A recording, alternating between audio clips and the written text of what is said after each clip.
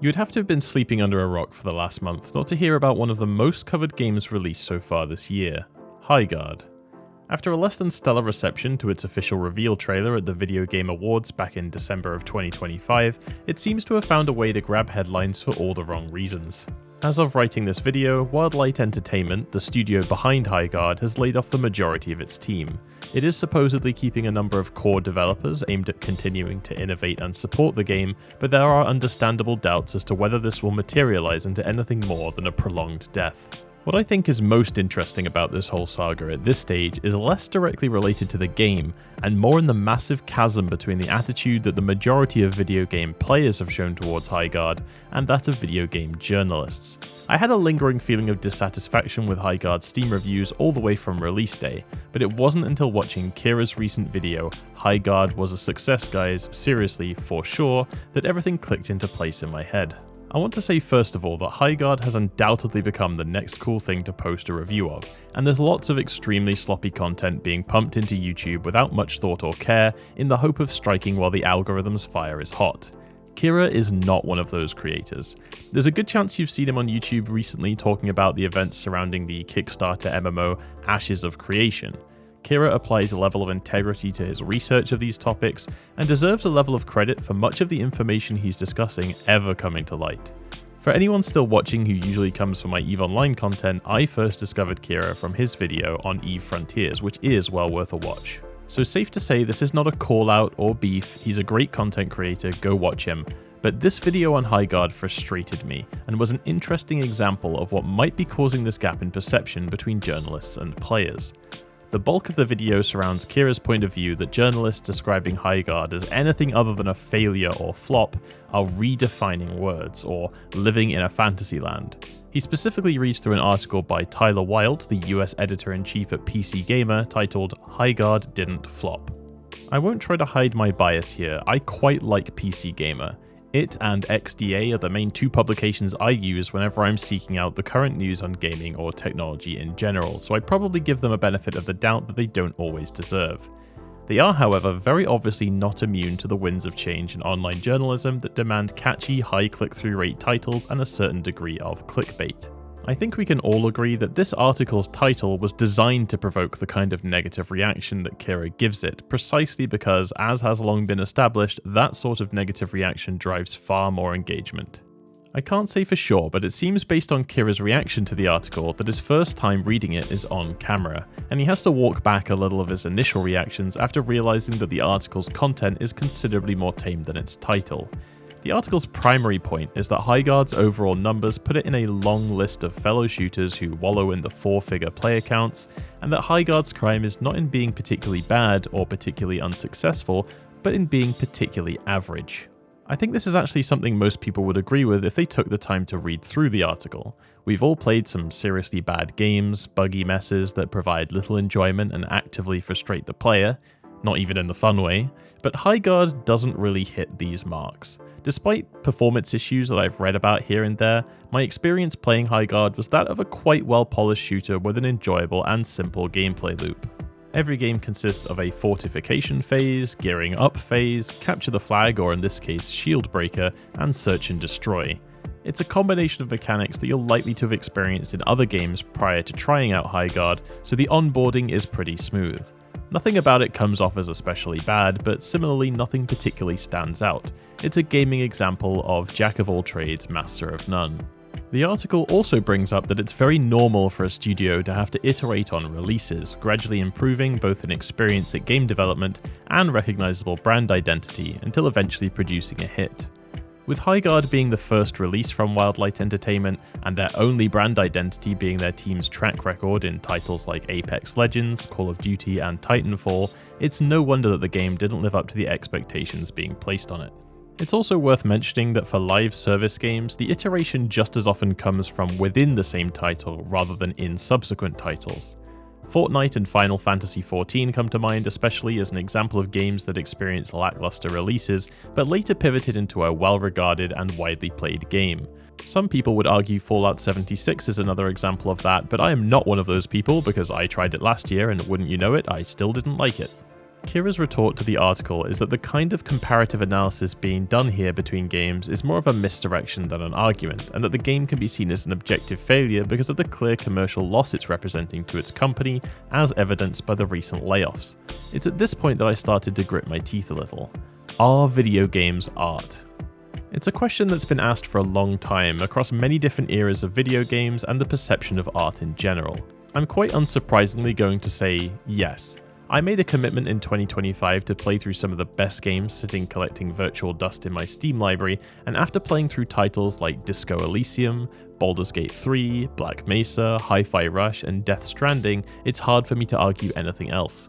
A medium that has historically had its validity as art questioned far less, of course, is film. Although with the direction the industry is taking lately with streaming giants like Netflix and Amazon Prime, there are questions starting to be asked. But I want to bring up film as an example because it's one in which we often have a completely contradictory measurement of success to that being given by Kira in regards to Highguard.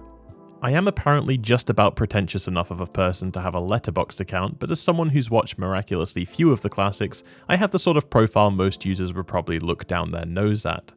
A search through many of the popular movies you have to watch before you die lists on the platform will show you that commercial success and perceived quality often have surprisingly little in common.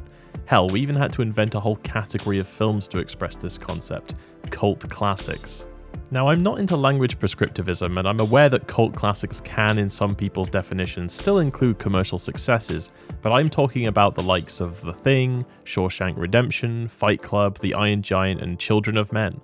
All works of cinema that underperformed commercially and sometimes even critically, but later gained notoriety and respect as incredibly recognizable and frequently recommended movies. Think right now about your favorite film. Now go look it up on Rotten Tomatoes and browse the critic reviews. You'll probably find someone who thinks it's nothing particularly special, and also probably someone who thinks it's a load of garbage. Does that invalidate your opinion of it? Of course not, that's not how film review or criticism works, so why do we sometimes act like that's how it works for video games? IGN is perhaps the worst victim of this, and admittedly sometimes I'm sent examples of IGN reviews that do make me laugh and wonder how on earth the critic behind it came to this conclusion.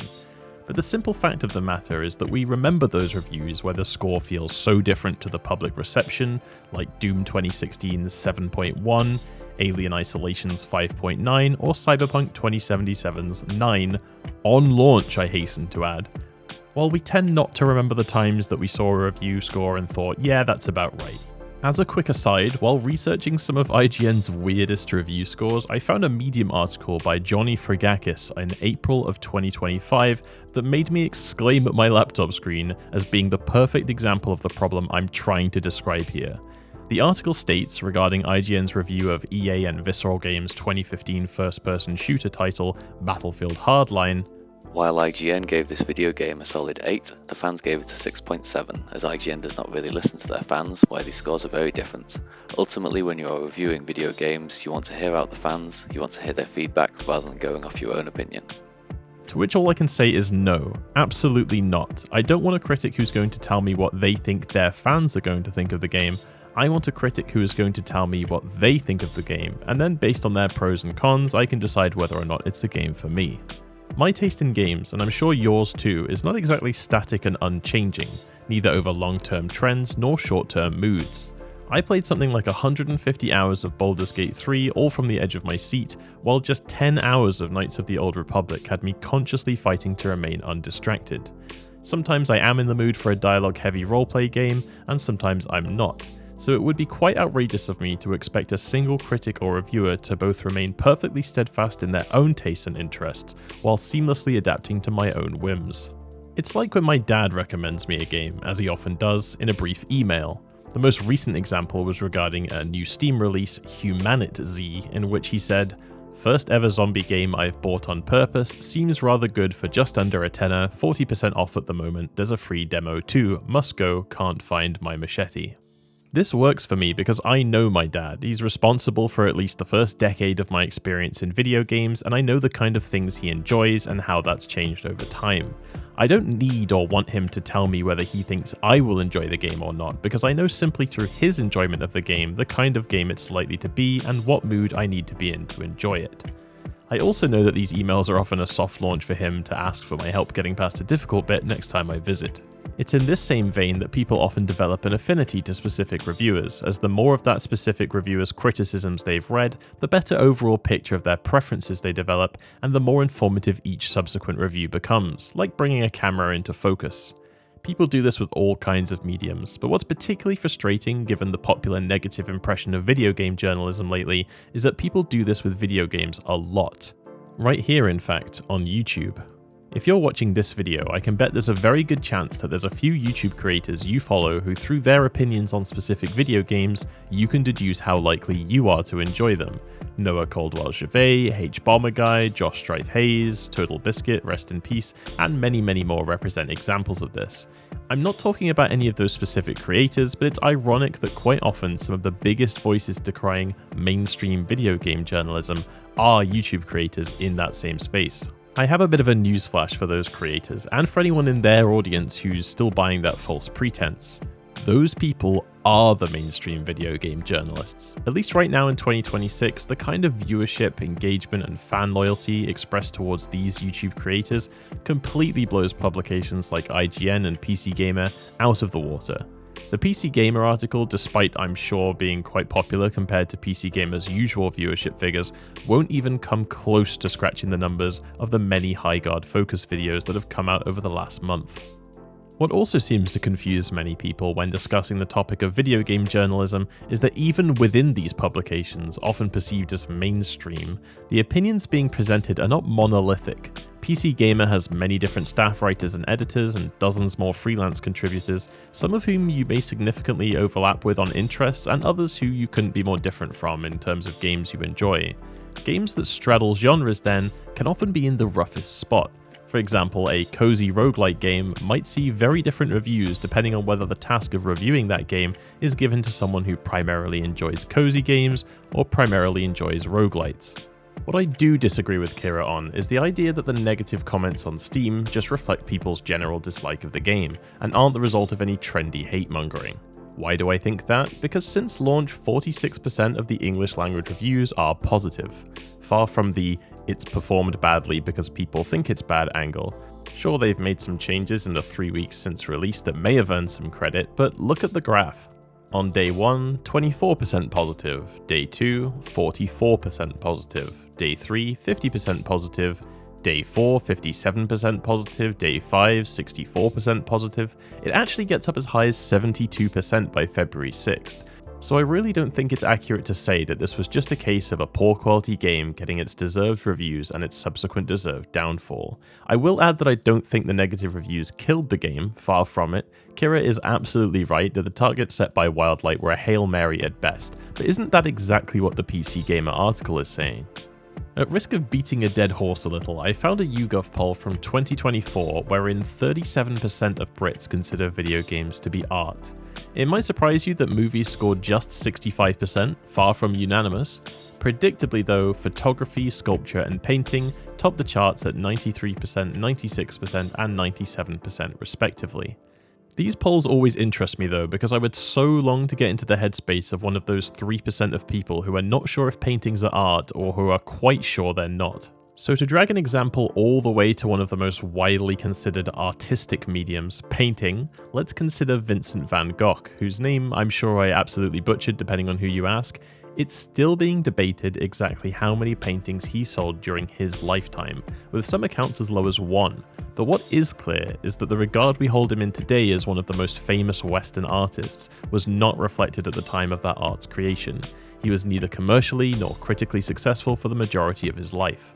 Am I saying that Highguard is to video games as Citizen Kane is to film or The Starry Night is to painting? Absolutely not. Of course not. Although there will be a comment saying otherwise by now.